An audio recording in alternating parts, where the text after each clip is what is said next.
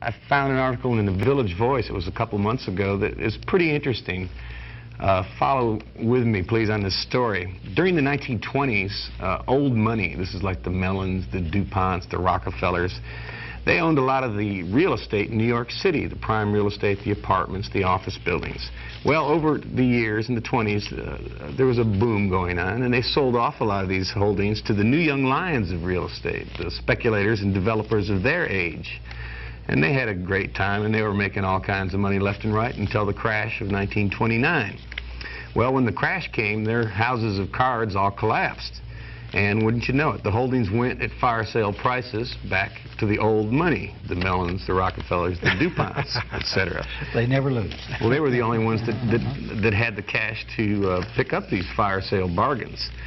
Well, over the years, things sort of righted themselves, and the old money that owned this land eventually, particularly in the 60s and 70s and into the 80s, started trying to make some money to become more liquid, so they sold them off to the new generation of young speculators and developers.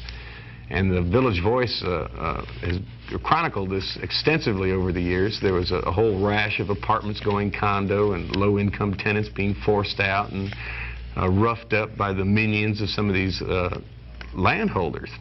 Well, come the boom this past October 19th, and it's looking like a lot of these projects are not going to go through, or they're in serious financial problems, that once again we're seeing that the houses of cards collapsing. And you know that there are some people out there that can afford to pick up this stuff at a reasonable price, which it will shortly be. And once again, the Mellons, the Rockefellers, and the DuPonts will own the major real estate in New York City.